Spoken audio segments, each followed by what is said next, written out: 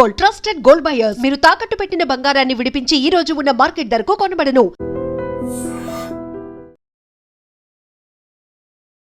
బంగ్లాదేశ్లో పరిస్థితులు రోజురోజుకు దిగజారిపోతున్నాయి. హింస, విధ్వంసం, దహనాల కేసులు ప్రతిరోజు నమోదవుతున్నాయి.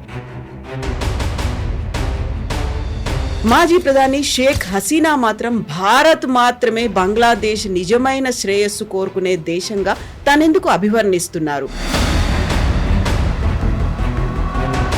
హిందువులు మైనారిటీలుగా ఉన్నారు, వారి మీద అటాక్లు అవుతున్నాయి. ఎంబసీల మీద, అంబాసిడర్ల మీద కూడా తీవ్రమైనటువంటి వ్యతిరేకత ఎందుకని కనిపిస్తుంది, అది కూడా భారతదేశం పట్ల. బేసిక్లీ బంగ్లాదేశ్ ఒక పాకిస్తాన్ వర్షన్ 2.0గా తయారవుతున్నారు. వాళ్ళకి పొలిటికల్ స్టెబిలిటీ లేదు వాళ్ళ దగ్గర. ఇప్పుడు now it's all about drones, technology, missiles అట్లా నడుస్తుంది. కానీ బంగ్లాదేశ్ వైపు మనం అది చేయక్కర్లేదు. వాళ్ళకు మనం స్వాతంత్రం ఇచ్చినప్పుడు, వాళ్ళకి స్వాతంత్రం వచ్చింది కాదు, మనం స్వాతంత్రం 71లో ఇచ్చిన. ఇలాంటి పరిస్థితుల్లో షేక్ హసీనా మన దగ్గర ఉన్నారు, బంగ్లాదేశ్ గురించి తను మాట్లాడుతున్నారు. దెన్ వాట్ అబౌట్ అక్కడ ఉన్నటువంటి మైనారిటీల పరిస్థితి? మనం ఇక్కడ నుంచి రోహింగ్యాలో లేకుంటే బంగ్లాదేశ్ నుంచి ఇన్ఫిల్ట్రేటర్స్ ఎవరైతే వస్తున్నారో, చొరబాటుదారులు ఉన్నారో, వాళ్ళని పంపించే ప్రయత్నాల్లో మనం ఉన్నాము. వారి గురించి, అక్కడున్న మైనారిటీలు, హిందువుల గురించి మనం ఎందుకు ఆలోచించట్లేదు? మన మాట గుర్తుపెట్టుకోవాలి. బంగ్లాదేశ్ ని మీరు చెప్పినట్లు షేక్ హసీనా చెప్పింది, ఎప్పుడు మనమే కాపాడుకున్నాం బంగ్లాదేశ్. మన భారతదేశంలో ఉన్న ప్రతి పౌరుడు ఏం చేసిందంటే, ఎవ్రీ బస్ టికెట్ మీరు కొనేటప్పుడు 5 పైసలు దాని నుంచి బంగ్లాదేశ్ అని పక్కన పెట్టాము. వాళ్ళని కాపాడుకోవాల్సింది మనమే. మన వెళ్ళి అక్కడ బాంబులు లేవని చెప్పట్లేదు, కానీ ఇండైరెక్ట్గా ఉన్న నేను చెప్పినట్టు డిప్లొమాటిక్ కానీ, ఫైనాన్షియల్ కానీ మిగతా రెస్ట్రిక్షన్ పెట్టి బంగ్లాదేశ్ని కంప్లీట్గా థ్రాటిల్ చేసి పడేశారు.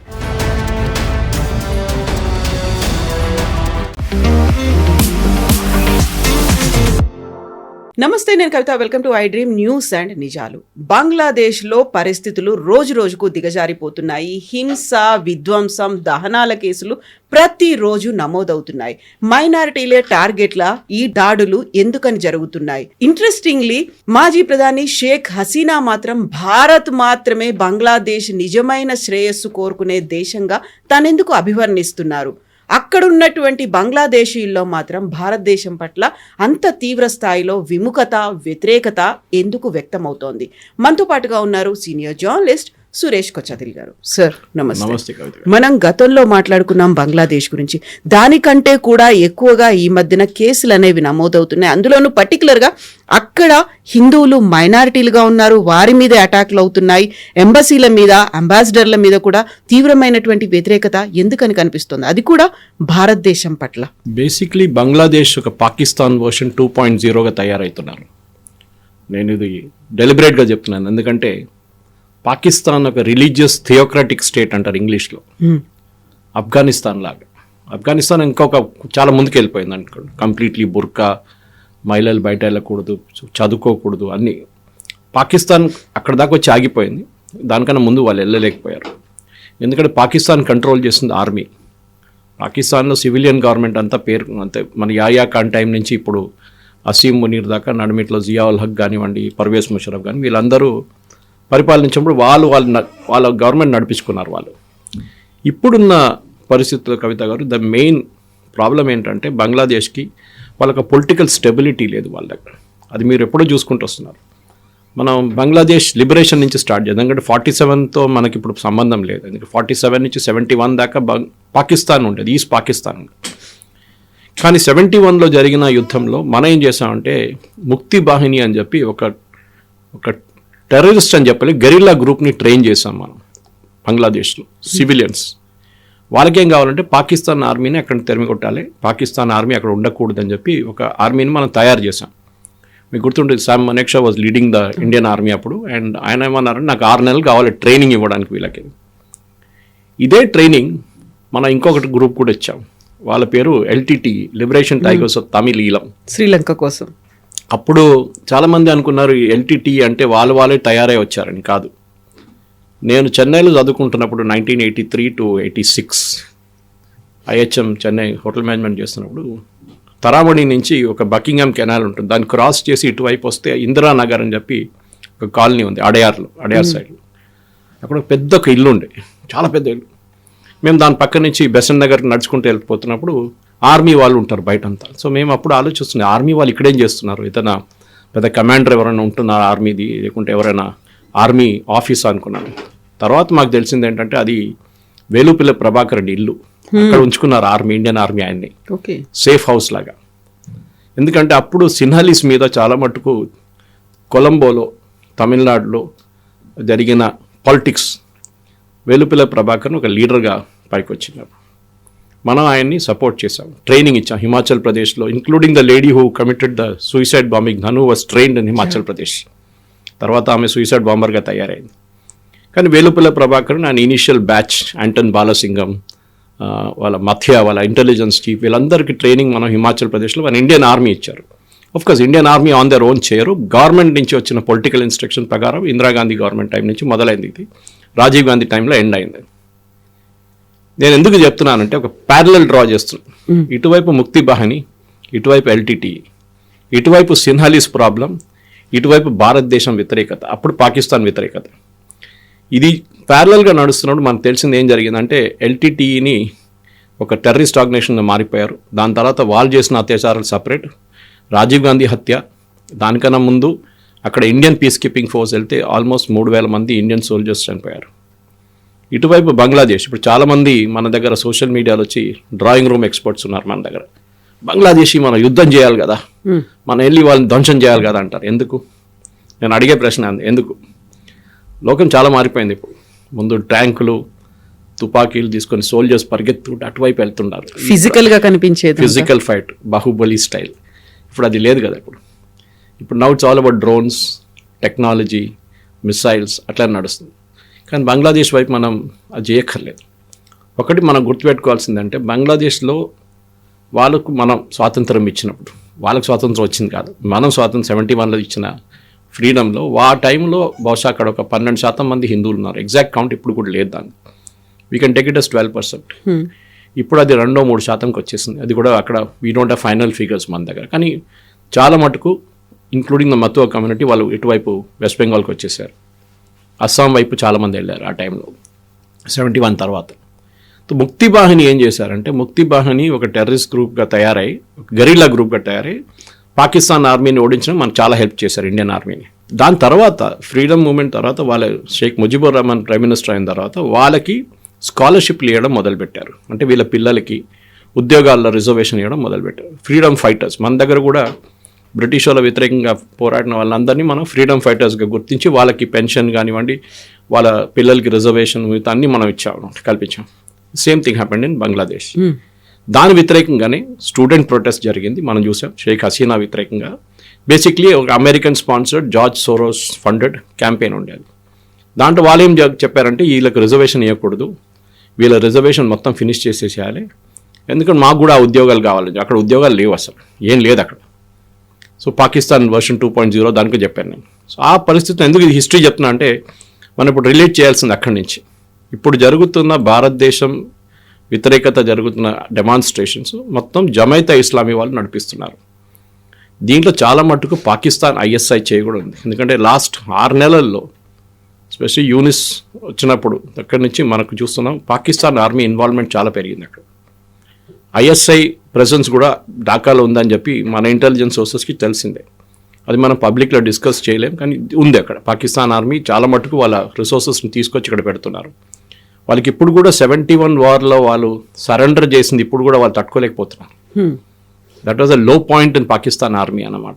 ఎందుకంటే ఒక ఆర్మీ సరెండర్ చేయడం అనేది హిస్టరీలో చాలా తక్కువ. One of the biggest armies, ఆ టైంలో ఉన్న బిగ్గెస్ట్ ఆర్మీస్ పాకిస్తాన్ సరెండర్ చేశారు. 93,000 మంది ప్రిజనర్స్ ఆఫ్ వార్ని మనం తీసుకొని వాళ్ళ బట్టలు ఇప్పేసి అక్కడ నిలబడిపించి తీసిన ఫోటో ఇప్పుడు కూడా ఉంది మన దగ్గర. జనరల్ నియాజీ సైన్ చేస్తున్న ఒక డాక్యుమెంట్ ఢాకాలో. అది it's become very iconic picture. ఇప్పుడు ఇండియన్ ఆర్మీ హెడ్ క్వార్టర్స్ వెళ్తే అక్కడ కనిపిస్తుంది. ఈవెన్ ఇక్కడ మన ఆ సికింద్రాబాద్ ఆర్మీ ఏరియాలో కనిపిస్తుంది మీకు సేమ్. కానీ నేను ఎందుకు హిస్టరీ చెప్తున్నా అంటే, బంగ్లాదేశ్ని ఎట్లా ట్యాకిల్ చేయాలని చాలామంది మాట్లాడుకుంటున్నారు. నేను చెప్పాను చూడండి, అందరికీ ఒక్కొక్క ఐడియాస్ ఉన్నాయి. ఒకరేమో యుద్ధం చేయాలి, అక్కడ వెళ్ళి వీళ్ళందరినీ ఫినిష్ చేసేయాలని చెప్పి. నా పర్సనల్ ఒపీనియన్గా అట్లా కాదు. బంగ్లాదేశ్ని మనం ఒక కప్పగా నీళ్ళు వేసే హాట్ వాటర్ వేసే కప్పగా చూసుకోవాలి. వేడి నీళ్ళు వేస్తే అది బయటికి దుంకేస్తుంది. అది కాకుండా చల్లనీళ్ళు వేసి మెల్లగా గ్యాస్ స్పీడ్ పెంచుకుంటూ పోతే డెఫినెట్గా ఒక టైంలో అది అవుట్ అయిపోతుంది. ఇదే మనం చేయాల్సింది. బంగ్లాదేశ్కి 3-4 మెయిన్ ఎక్స్పోర్ట్స్ ఉన్నాయి ప్రోడక్ట్స్. వాళ్ళు actually it's a failed state, Pakistan version అదే. కానీ ఇప్పుడు ఇక్కడ యూఎస్ కానివ్వండి, మిగతా దేశాలు చాలా మటుకు హెల్ప్ చేస్తున్నాయి, ఈవెన్ యూకే కూడా.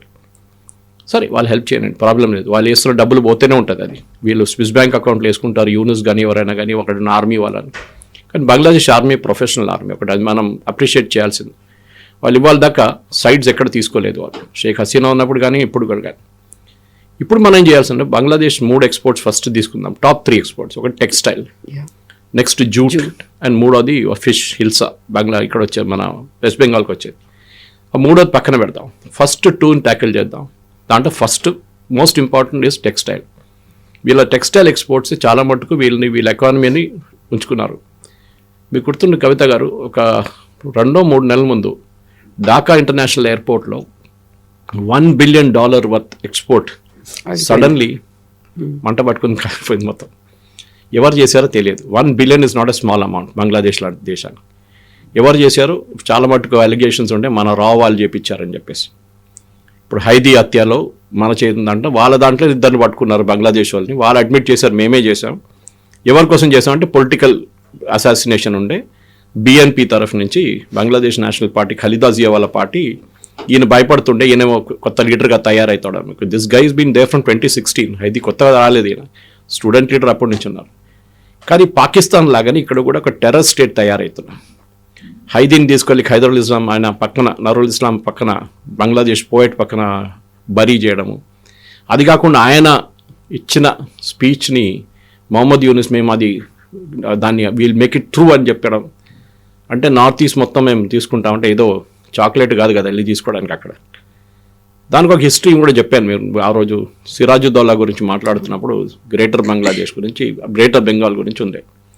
కానీ మనం ఏం చేయాలంటే ఇది ఫస్ట్ స్టెప్ ఏంటంటే టెక్స్టైల్ తీసుకొని, టెక్స్టైల్స్ మన టెక్స్టైల్ ఫార్మ్స్కి ఒక $250 మిలియన్ లేకుంటే $100 మిలియన్ సబ్సిడీ ఇచ్చి నెక్స్ట్ 6 నెలలకి ఉన్న మొత్తం సేల్స్ని యూఎస్ వైపు పంపించేసేయాల్సింది.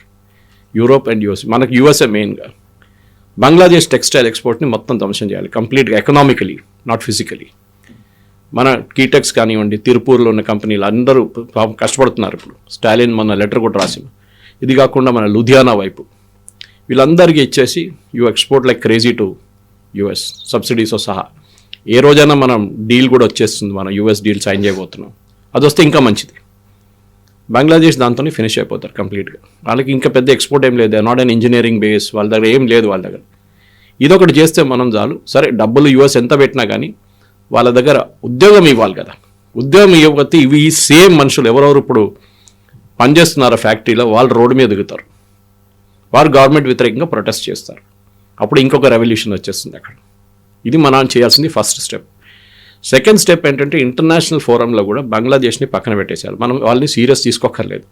ఇప్పుడు ప్రాబ్లం ఏమవుతుందంటే, ఇప్పుడు నిన్న చాణక్యపురి డిప్లొమాటిక్ ఏరియాలో ఢిల్లీలో ఒక ప్రదర్శన జరిగింది బంగ్లాదేశ్ ఎంబసీ వ్యతిరేకంగా. 25 మంది 1/2 కిలోమీటర్ దూరం నిలబడి ప్రొటెస్ట్ చేసాడు. దాన్ని పెద్ద న్యూస్ చేసింది బంగ్లాదేశ్లో. యాజ్ ఇఫ్ మనం వాళ్ళ హైకమిషన్ అటాక్ చేసాం, దాన్ని ధ్వంసం చేసామని చెప్పి పెద్ద న్యూస్ తీసుకొచ్చి ఎంఈఏ వాళ్ళు ఒక ప్రెస్ నోట్ ఇష్యూ చేశారు. ఐ పుట్ దట్ అక్రాస్, నా ఫేస్బుక్లో కూడా వేసాను నేను. అది ఏం జరగలేదు అట్లా. It was a very small demonstration, అది కూడా చాలా పీస్ఫుల్గా. అదే టైంలో చిత్తోగ్రామ్లో మన ఎంబసీ వ్యతిరేకంగా అక్కడ రాళ్ళు విసిరారు, అన్నీ చేశారు వాళ్ళు. మన మాట గుర్తుపెట్టుకోవాలి, బంగ్లాదేశ్ని మీరు చెప్పినట్లు షేక్ హసీనా చెప్పింది, ఎప్పుడు మనమే కాపాడుకున్నాం బంగ్లాదేశ్ని. I give an example. ఇది చాలా మటుకు ఇప్పుడున్న జనరేషన్కి తెలియదు, కానీ నేను చూసాను ఇది ఆ టైంలో. బంగ్లాదేశ్ వార్లో 1970s స్టార్ట్ అవుతున్నప్పుడు మనకి డబ్బులు కావాలంటే బంగ్లాదేశ్కి ఇవ్వడానికి, సహాయం చేయడానికి. అప్పుడున్న మన భారతదేశంలో ఉన్న ప్రతి పౌరుడు ఏం చేసిందంటే, ఎవ్రీ బస్ టికెట్ మీరు కొనేటప్పుడు 5 పైసలు దాని నుంచి బంగ్లాదేశ్ అని పక్కన పెట్టాము మనం. ఆలోచించండి, బస్ టికెట్ అంటే అందరూ ఎవరైనా కానివ్వండి, నార్మల్ పర్సన్ ట్రావెల్ చేసినప్పుడు బస్ టికెట్ కొంటున్నప్పుడు ఆ టైంలో కార్లు ఏం లేకుండే, ఊబర్ లేకుండే, ఓలా లేకుండే. సో 5 పైసలు దాని నుంచి ఎన్ని కోట్లు కలెక్ట్ అయిందో ఆలోచించండి. అది కాకుండా మనం సపరేట్ సినిమా హాల్లో 25 పైసలు ప్రతి టికెట్ మీద మనం బంగ్లాదేశ్ రిలీఫ్ ఫండ్కి పెట్టుకున్నాం. నెక్స్ట్ స్టాంపులు స్టాంప్ ఇష్యూ చేసి బంగ్లాదేశ్ స్టాంప్ కోసం మనం సపరేట్గా డబ్బులు పెట్టాం దానికి కూడా. ఇంత చేసిన బంగ్లాదేశ్ ఇప్పుడు మన వ్యతిరేకంగానే డెమాన్స్ట్రేషన్ చేస్తున్నారు, పోరాటం చేస్తున్నారు. దీన్ని ఒక ఇస్లామైజేషన్ ఆఫ్ బంగ్లాదేశ్ అని చెప్పొచ్చు. బంగ్లాదేశ్ చాలా మటుకు బంగాలీస్ అనగానే వాళ్ళు అంత ఫెనటిక్ కాదు పాకిస్తాన్ లాగా. కానీ పాకిస్తాన్ మనకు తెలిసింది వై ఈస్ట్ పాకిస్తాన్ సపరేట్గా వెళ్ళిపోయింది, బంగ్లాదేశ్గా తయారైందంటే పాకిస్తాన్ జనరల్స్ అంటే టాప్ లెవెల్ మిలిటరీ ఆఫీసర్స్ అందరు చూసుకుంటే వీళ్ళందరూ పంజాబీస్. పాకిస్తాన్ వైపు నుంచి, పాకిస్తాన్ పంజాబ్ నుంచి వచ్చేటోళ్ళందరూ, పర్వేజ్ ముషరఫ్ నుంచి అందరు. వీళ్ళు ఏం చేశారంటే అక్కడ వెళ్ళి ఢాకాలు వెళ్ళి అక్కడ వెళ్ళి యూనివర్సిటీలో చాలా మటుకు వాళ్ళ పిల్లల్ని చంపేసినప్పుడు అక్కడ పెద్ద ప్రొటెస్ట్ నడిచింది ఆ టైంలో. ఇప్పుడు వర్షన్ 2.0లో కూడా అదే జరగబోతుంది. మనం స్లోగా మెల్లగా ఆడుకుని పోతే బంగ్లాదేశ్ వైపు ఇంకొక 6 నెలల్లో, ఎందుకంటే 2 మేజర్ ఈవెంట్స్ జరగబోతుంది బంగ్లాదేశ్లో. ఒకటి ఎలక్షన్, దాంట్లో ఒకటే major political party as of now BNP, Bangladesh national party. Sheikh Hasina party వాళ్ళైతే డిస్క్వాలిఫై అయిపోయారు. అది కాకుండా ఇటువైపు ఏమో ఇప్పుడు BNPలో కూడా Khaleda Zia is critical ill, ఆమె ఉంటుందో లేదో తెలియదు, వాళ్ళ కొడుకు is now in charge of the party. అది కాకుండా ఒక రెఫరెండం మనం మాట్లాడాము అనుకుంటాను నేను, రెఫరెండం గురించి ఒక రెఫరెండం పెడుతున్నారు. దాంట్లో 12 పాయింట్స్ ఉన్నాయి. మీకు ఎట్లాంటి గవర్నమెంట్ కావాలి, అది ఇది, లోవర్ హౌస్, ప్రెసిడెంట్ ఎట్లా ఎలక్ట్ చేయాలి, పార్లమెంట్ పవర్స్ ఉంటుంది, ప్రైమ్ మినిస్టర్ పవర్, అన్నిటి చేసి మీకు ఎస్ అండ్ నో ఆప్షన్ ఇచ్చారు అంతే. ప్రతి ప్రశ్నకు కాదు, మొత్తం అన్ని 12 ప్రశ్నలకి ఒక ఎస్ అండ్ నో అని చెప్పాలి. మీకు 11 నచ్చవచ్చు, 12 నచ్చకపోతే కూడా మీరు కొట్టాల్సిందే. సో అదొక జరుగుతుంది. ఇది 2 జరగకపోతే then again Bangladesh will go back in to chaos. ఎందుకంటే ఒక కేర్ టేకర్ ప్రైమ్ మినిస్టర్ కూడా కాదు, కేర్ టేకర్ అడ్వైజర్గా పనిచేస్తున్న మహమ్మద్ యూనిస్ని దేశాన్ని ఆయన కంట్రోల్ చేయలేకపోతున్నారు. అక్కడ బేసిక్లీ CIA వాళ్ళు, ISA వాళ్ళు ఆడుకుంటున్నారు. CIA వాళ్ళ గేమ్ సపరేట్. వాళ్ళకి చైనాని కంట్రోల్ చేయడానికి చైనా మీద ఉన్న లిజనింగ్ పోస్ట్గా బంగ్లాదేశ్ని వాడుకుంటున్నారు. ఎస్పెషల్లీ నార్దర్న్ బంగ్లాదేశ్ నుంచి అరుణాచల్ పైప్ నుంచి చైనా అక్కడి నుంచి నడిపిస్తున్న ఫ్లైట్లు అన్నీ ట్రాక్ చేయడానికి బంగ్లాదేశ్ని యూజ్ చేస్తున్నారు. సదర్న్ బంగ్లాదేశ్ నుంచి బే ఆఫ్ బెంగాల్ నుంచి మలకా స్ట్రేట్ నుంచి చైనీస్ షిప్స్ అక్కడిక్కడ తిరుగుతుంది, దాన్ని ట్రాక్ చేయడానికి చేస్తున్నారు. మనం బహుశా దీనికన్నా ముందు ఒక ఇంటర్వ్యూలో నేను చెప్పిన కోకో ఐలాండ్స్ గురించి మాట్లాడాలనుకుంటున్నాను. Coco islands is also very important. అక్కడ చైనీస్ కూర్చున్నారు అక్కడ. ఇటువైపు మయన్మార్లో 2 పోస్టులు వీళ్ళు మన US మెయింటైన్ చేసుకుంటున్నారు. అక్కడి నుంచి కూడా వాళ్ళు they are watching Malacca strait, చాలా ఇంపార్టెంట్ ఛానల్ అన్నమాట. ఆయిల్ చాలా మటుకు వరల్డ్లో 40% ఆయిల్ అక్కడి నుంచే మూవ్ అవుతుంది. చైనీస్ షిప్స్ కూడా అక్కడ ఉంటుంది. సో ఓవరాల్ పొలిటికల్ సెనారీ చూస్తే బంగ్లాదేశ్ని ఒక వ్యాసల్ స్టేట్ అంటాం మనం, అంటే ఒక యూజ్ చేసుకుంటున్నాం వాళ్ళని. US వాళ్ళు ఫుట్బాల్ ఆడుకుంటున్నారు వాళ్ళతో. ఏ రోజు వాళ్ళకి బంగ్లాదేశ్తో పని లేదు ఆ రోజు పడేసి వెళ్ళిపోతారు వాళ్ళు. ఆఫ్ఘనిస్తాన్ లాగానే, ఆఫ్ఘనిస్తాన్ నుంచి పారిపోయారు. సోవియట్స్ వెళ్ళిపోయిన తర్వాత ఆఫ్ఘనిస్తాన్లో USకి అక్కడ ఉండడానికి అసలు అవసరం లేదు అక్కడ. సో వాళ్ళు అక్కడ ఎక్విప్మెంట్ కూడా పెట్టేసి అన్ని పెట్టేసి పారిపోయారు అక్కడి నుంచి. బంగ్లాదేశ్లో కూడా అదే జరగబోతుంది. కానీ పాకిస్తాన్ చూసుకోవాలి మనం చాలా కేర్ఫుల్గా. ఎస్పెషలీ వాళ్ళు ఎయిర్ బేసెస్ బిల్డప్ చేయడం కానీ, వాళ్ళు బంగ్లాదేశ్ ఆర్మీకి ట్రైనింగ్ ఇచ్చేది కానీ, బంగ్లాదేశ్ ఆర్మీకి ఆయుధాలు ఇచ్చేది మొత్తం మనం డెఫినెట్గా మన వాళ్ళు చూస్తున్నారు, చెక్ చేస్తున్నారు. చేయాల్సినంత చేసినాం. మనం పబ్లిక్ ఫోరంలో కూడా మాట్లాడి మనకు కూడా చాలా తక్కువ తెలుసు దాని గురించి. రా కానీ ఇండియన్ ఇంటెలిజెన్స్ కానీ వీళ్ళు కంప్లీట్గా బంగ్లాదేశ్ మీద ఒక నిఘా ఉంది వాళ్ళది. ఇది నడుస్తున్న పరిస్థితి. సో ఇలాంటి పరిస్థితుల్లో షేక్ హసీనా మన దగ్గర ఉన్నారు, బంగ్లాదేశ్ గురించి తను మాట్లాడుతున్నారు. దెన్ వాట్ అబౌట్ అక్కడ ఉన్నటువంటి మైనారిటీల పరిస్థితి? మనం ఇక్కడ నుంచి రోహింగ్యాలో లేకుంటే బంగ్లాదేశ్ నుంచి ఇన్ఫిల్ట్రేటర్స్ ఎవరైతే వస్తున్నారో, చొరబాటుదారులు ఉన్నారో, వాళ్ళని పంపించే ప్రయత్నాల్లో మనం ఉన్నాము. వారి గురించి అక్కడున్న మైనారిటీలు హిందువుల గురించి మనం ఎందుకు ఆలోచించట్లేదు? కేవలం అక్కడ ఉన్నటువంటి చిట్టగాంగ్లో ఉన్నటువంటి ఆ ఎంబసీలనో కాన్సులేట్లనో క్లోజ్ చేస్తున్నాం, పాస్పోర్ట్లు అనేది వీసాలు ఇవ్వట్లేదు, ఇది సరిపోతుందంటారా? మనకు కూడా ఒక లిమిటేషన్స్ ఉంది కవిత గారు. ఎందుకంటే రేపు ఒక అటాక్ చేయడం, మిసైల్ అటాక్ చేస్తున్న మన హిందువుల్ని ప్రొటెక్ట్ చేయలేం. బంగ్లాదేశ్లోని హిందువులు ఒకటే ఆప్షన్ ఏముందంటే వాళ్ళని భారతదేశంలో తెచ్చుకోవాలి. చాలామంది మటో కమ్యూనిటీ మీకు తెలుసుంటుంది, బంగ్లాదేశ్ నుంచి ఎప్పుడో వచ్చేసారు వాళ్ళు భారతదేశం. మోదీ గారు నిన్న దాని గురించి మాట్లాడారు కూడా, మిమ్మల్ని మేము కాపాడుకుంటాం, మీ సిటిజన్షిప్ మేము చూసుకుంటామని. ఒక 15-20 రోజులు టైం ఇచ్చి బంగ్లాదేశ్ నుంచి భారతదేశానికి రావాల్సిన హిందువులకి ఒక సేఫ్ కారిడోర్ క్రియేట్ చేసి వాళ్ళని రానియండి. పాకిస్తాన్ నుంచి పారిపోయినట్లు కాదు. ఇండిపెండెన్స్ టైంలో వాళ్ళకి ఇల్లు అమ్మాలంటే ఇప్పుడు ఇల్లు అమ్మలేరు, వాళ్ళు ఎవరు కొనరు, కొంటే కూడా ఇట్ బి డిస్ట్రెస్ సేల్. కానీ అట్లీస్ట్ వాళ్ళ దగ్గర ఉన్న బంగారం కానీ మిగతా అసెట్స్ కానీ తీసుకొచ్చి స్పెషల్ రిలీఫ్ ఫ్లైట్స్లో వాళ్ళని భారతదేశం తీసుకురావాల్సింది.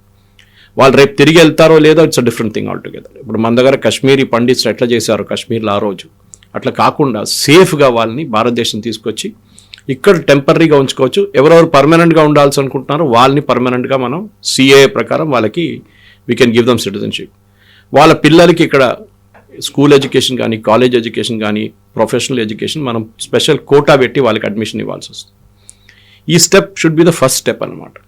ఇది కాకుండా అక్కడి నుంచి వచ్చే వాళ్ళకి ఫైనాన్షియల్ హెల్ప్ కూడా మనం చేయాల్సి వస్తుంది. ఎందుకంటే వాళ్ళ చేతిలో ఏమి ఉండదు, వాళ్ళు ఖాళీ వస్తారు అక్కడి నుంచి ఇక్కడికి. వాళ్ళకి సహాయంగా ఒక 5 లక్షలు 10 లక్షలు 15 లక్షలు ఇచ్చి వాళ్ళకి కాపాడుకొని వాళ్ళకి నెక్స్ట్ ఒక 6 నెలలు నడిపించుకోవడానికి వాళ్ళకి ఒక ఫైనాన్షియల్ వైర్బిత్తలు ఉండాలన్నమాట. అదొకటి. మూడవది బంగ్లాదేశ్ మీద పొలిటికల్ ప్రెషర్ పెట్టడం. అది మన యూఎన్లో పెట్టి ఏం ఫైదా లేదు, కానీ యూఎన్లో కూడా మాట్లాడచ్చు. కానీ ప్రతి ఇంటర్నేషనల్ ఫోరంలో బంగ్లాదేశ్లో జరుగుతున్న అత్యాచారాల మీద ఇంటర్నేషనల్ కోర్ట్ ఆఫ్ జస్టిస్ కానీ, హ్యూమన్ రైట్స్ ట్రిబ్యునల్స్ కానీ వీళ్ళని గుంజి అక్కడ తీసుకెళ్లాల్సింది. ఎందుకంటే మీరు ఇంటర్నేషనల్ కోర్ట్ ఆఫ్ జస్టిస్లో నెతన్యాహు గారు గాజా మీద చేసిన దాడికి ఆయన మీద అరెస్ట్ వారెంట్ ఒకటి ఉంది అక్కడ. It is absolutely non sense, ఎవరు పట్టించుకోరు ఇంటర్నేషనల్ కోర్ట్ ఆఫ్ జస్టిస్ మళ్ళీ. బట్ సింబాలిక్ అది.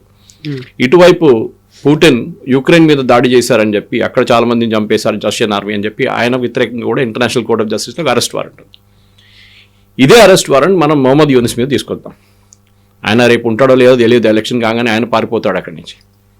Okay, but in the mean time ఒక సైకలాజికల్ ప్రెషర్గా బంగ్లాదేశ్ మీద ఇంటర్నేషనల్ కోర్ట్ ఆఫ్ జస్టిస్లో తీసుకెళ్ళి అక్కడ మన లాయర్ని పంపించి, హరీష్ సాల్వే లాంటి వాళ్ళని పంపించి ఆర్గ్యూ చేసి we should issue an arrest warrant for killing of Hindus.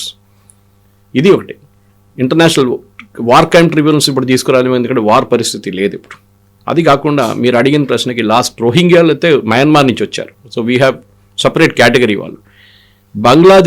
భారతదేశంలో ఉన్న ప్రతి బంగ్లాదేశ్ని ఐడెంటిఫై చేసి స్పెషల్ డిటెన్షన్ క్యాంప్లో వేసేయాలి ఇప్పుడు అర్జెంటుగా. ఫస్ట్ అదొక మెసేజ్ వెళ్తుంది బంగ్లాదేశ్కి, దట్ మీ వాళ్ళందరూ ఇక్కడ మా దగ్గర ఉన్నారు. నిన్ననే 19 మందిని మనం పుష్ చేసాం across the border. Bangladesh guards accept చేయలేదు వాళ్ళని. వీళ్ళని అస్సాంలో ట్రిబ్యునల్స్ డిటెక్ట్ చేసిన వాళ్ళని 19 మందిని మనం పుష్ చేసి బంగ్లాదేశ్ వైపు పంపించేసాం.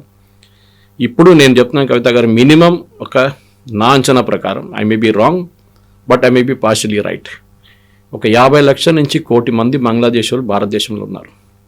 దొంగ సర్టిఫికెట్లు వెస్ట్ బెంగాల్ గవర్నమెంట్ తయారు చేసి ఇచ్చిన దాని ప్రకారం కమ్యూనిస్ట్ వాళ్ళ నుంచి మమతా బెనర్జీ దాకా ఇది మొత్తం డిటెక్ట్ చేసి ఫారెన్సిక్గా చెక్ చేసి ఒక వార్ ఫుటింగ్లో ప్రతి స్టేట్లో ఒక స్పెషల్ సెంట్రల్ టీమ్ని పెట్టి వీళ్ళని ఐడెంటిఫై చేసి డిటెన్షన్ క్యాంప్, మమతా బెనర్జీ లాంటి వాళ్ళు డిటెన్షన్ క్యాంప్ పెట్టరు, she won't agree to it, no problem. వాళ్ళు తీసుకెళ్ళి అస్సాంలో క్యాంప్లో పెట్టేస్తాం, ఒక స్పెషల్ ఎయిర్క్రాఫ్ట్లో తీసుకెళ్ళి అందరిని అక్కడ ఆ క్యాంప్లో పడేస్తాం. వీళ్ళందరినీ డిటెక్ట్ చేసి ఇక్కడ నుంచి పంపించాల్సింది. మీరు ఒకసారి రౌండప్ మొదలు పెట్టారనుకోండి, బంగ్లాదేశ్లో మళ్ళీ వాళ్ళు తెలిసిపోతుంది వాళ్ళు దట్ వీ మీన్ బిజినెస్. హిందువుల్ని మీరు కాపాడుకోకపోతే మా దగ్గర మేము హత్య చేస్తామని చెప్పట్లేదు, కానీ మా దగ్గర వీళ్ళు ఉన్నారు గుర్తుపెట్టుకోండి అని చెప్పచ్చు. ఇంటర్నేషనల్ పాలిటిక్స్లో చాలా కేర్ఫుల్గా ఆడాల్సి వస్తుంది. ఎందుకంటే కొంచెం అక్కడిక్కడ చేస్తే మన మీద అదే ఆరోపణలు వస్తాయి, దట్ మనం కూడా చంపేసాం వీళ్ళని. యాజ్ ఇట్ ఈస్ మనకు తెలిసిందే, యూపీలో బీహార్లో రాజస్థాన్లో ఏదో చిన్న ఘటన జరిగితే చాలు, ఆవుని తీసుకుపోతున్న మనిషిని ఆవుని పట్టుకొని చంపేశారంటే ఫినిష్. అది పెద్ద మన సెక్యులర్ మీడియాలో పెద్ద న్యూస్ అయిపోతుంది. ఇంటర్నేషనల్ లెవెల్లో అల్ జజీరా కానీ బీబీసీ కానీ వీళ్ళందరూ కవర్ చేస్తారు దాన్ని. కానీ ఇప్పుడు జరిగిన ఈ హిందూ దీపుని చంపిన దాంట్లో ఒక్క ఇంటర్నేషనల్ మీడియా కూడా దాని గురించి మాట్లాడలేదు. మన దగ్గర ఉన్న సోకాల్డ్ సెక్యులర్ మీడియా దాని గురించి మాట్లాడలేదు. ట్వీట్ చేస్తున్న చాలామంది ఉన్న రాహుల్ గాంధీ నుంచి ప్రియాంక వాద్రా వీళ్ళెవ్వరు దాని గురించి మాట్లాడలేదు. Deepu should become a example. మన చాలామంది మన ఫేస్బుక్లో అక్కడిక్కడ క్యారీ చేస్తున్నాం ఆయన ఫోటో, కానీ ఆయన ఫోటో తీసుకొని we should make it an international. గాజాలో వీళ్ళు ఎట్లా చేశారు, all eyes on Gaza, it should be all eyes on Hindus in Bangladesh. ఇది మనం చేయాల్సింది. And this should happen immediately. India వైపు నుంచి డిప్లొమాటిక్ ప్రెషర్ పెట్టడం, ఇండియా వైపు నుంచి పొలిటికల్ ప్రెషర్ పెట్టడం, ఇండియా వైపు నుంచి మిలిటరీ ప్రెషర్ పెట్టడం. మిలిటరీ ప్రెషర్ ఎట్లా అంటే, మనం బే ఆఫ్ బెంగాల్లో మన షిప్స్ని దింపాల్సింది. ఒక ఎయిర్క్రాఫ్ట్ క్యారియర్ మనం బే ఆఫ్ బెంగాల్లో పెట్టుకుందాం. పాకిస్తాన్ నుంచి వస్తున్న ఏదైనా షిప్ ఉంటే, ఆయుధాలు తీసుకొస్తున్న షిప్ ఉంటే దాన్ని ఆపాలి. మనం లీగలీ ఆపలేం, కానీ ఏదైనా చిన్న గేమ్లు ఆడొచ్చు వాళ్ళతో. You can always refuse port of entry. అక్కడ ఏదైనా చిన్న పనులు చేయొచ్చు, సబ్మెరీన్ తీసుకొచ్చి కొంచెం దమ్కి ఇవ్వచ్చు వాళ్ళని. కానీ చేయాల్సింది ఇది. But they can bring it through an aircraft. వాళ్ళు మన షిప్ కాకుండా వాళ్ళు ప్లేన్లో తీసుకొస్తారు పాకిస్తాన్ వైపు. ప్రతి దాన్ని మనం అడ్డుకోవాల్సింది. ఒక గేమ్ ఆఫ్ చెస్ లాగా ఒక మూవ్ వాళ్ళు చేస్తే మనం కూడా ఒక మూవ్ చేయాల్సి, కౌంటర్ మూవ్ చేయాలి. ఇక్కడ ఇది చేస్తే కవిత గారు డెఫినెట్గా వచ్చే ఒక నెల లోపల యూనిస్ మీద చాలా పెద్ద ప్రెషర్ రాబోతుంది. అండ్ డెఫినెట్గా బంగ్లాదేశ్ నుంచి వచ్చే ప్రతి మెడికల్ వీసాని డినై చేయాలి మనం.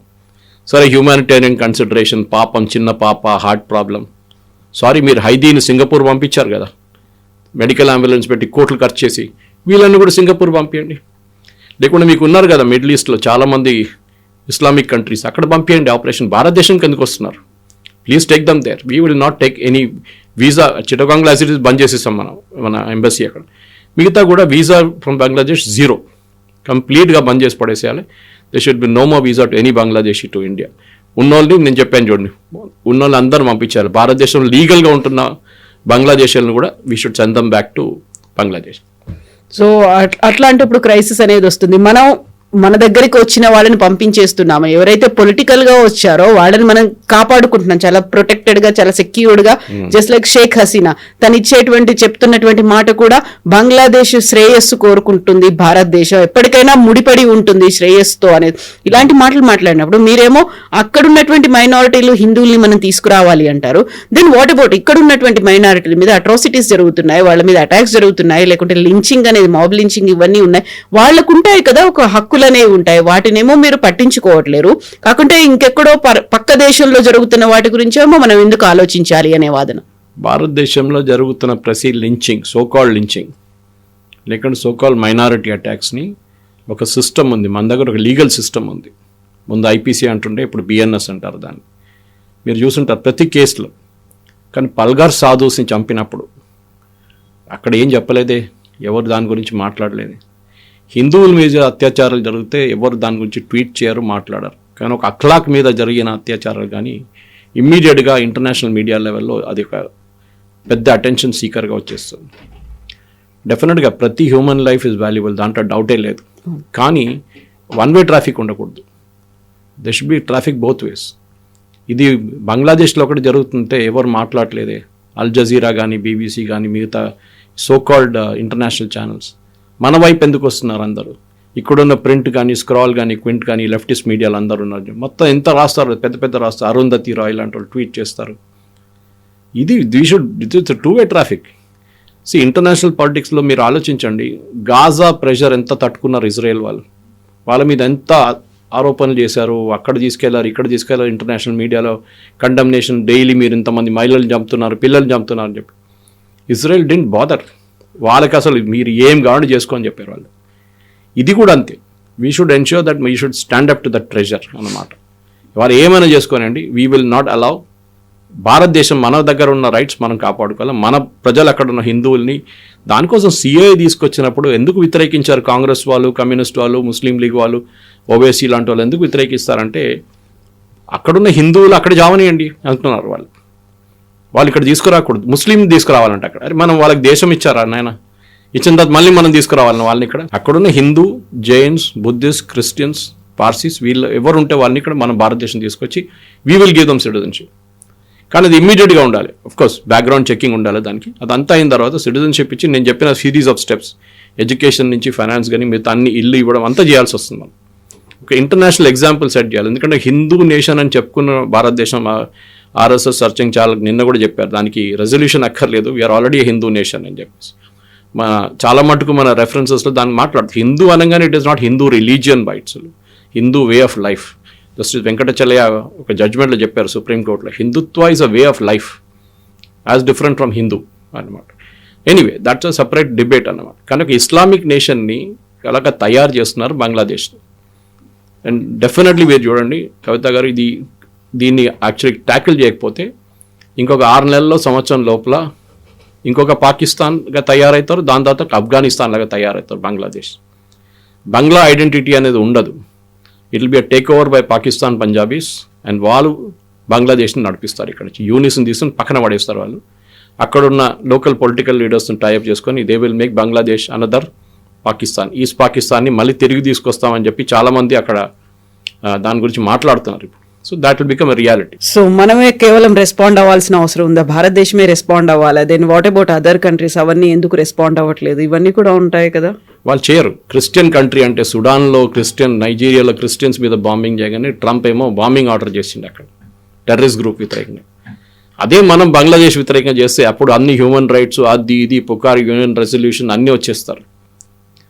అంటే ఆయన ప్రపంచ పోలీస్, ఆయన ట్రంప్, ఆయన ఏం కావాలంటే చేసుకుంటారు. అక్కడ స్పెసిఫిక్ క్రిస్టియన్స్ గ్రూప్ మీద దాడి చేస్తున్నారని చెప్పి సుడాన్ కానివ్వండి, మన సిరియాలో కూడా చూసాం మనం. అది కాకుండా నైజీరియాలో నడుస్తుంది అత్యాచారాల మీద. Definite is bombing. ఆయన అంటున్నారు it is a matter of my right to do it, ఎందుకంటే క్రిస్టియన్స్ని కాపాడుకోవాల్సింది మేమే. అక్కడ హిందువుల సంగతి ఏంటండి? బంగ్లాదేశ్ వాళ్ళెవరు కాపాడుకుంటారు?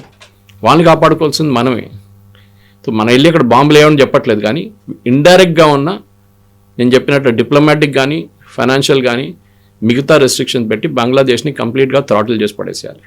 దే షుడ్ అండర్స్టాండ్ ఎవరితో ఆడుకుంటున్నారు వాళ్ళని చెప్పేసి, that we're not a small nation, world's 4th largest economy, 2nd largest army in the world, and మనం ఏం కావాలంటే అది చేసుకుంటాం అంతే. Yes sir, thank you so much. Thank you. And for more videos, Please subscribe to iDream. Please subscribe to iDream. Please subscribe iDream. And please subscribe to iDream. For more videos, subscribe to iDream.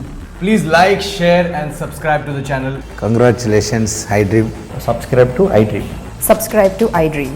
So subscribe to iDream Media. iDream ki iDream team andarki huge congratulations. Please subscribe iDream Media. Please subscribe to iDream. Subscribe iDream. Please subscribe to iDream. iDream అంటే నా కళల channel subscribe చేసుకున్న నోరు తిరుగుతలేదు, మీరైతే గంట గుర్తు కొట్టండి. For more such videos, please subscribe to iDream. Subscribe to iDream. Please subscribe to iDream. Please subscribe iDream Media. Please do subscribe to iDream. Please subscribe to iDream Media. For best entertainment and information, please subscribe iDream. And don't forget to subscribe to iDream.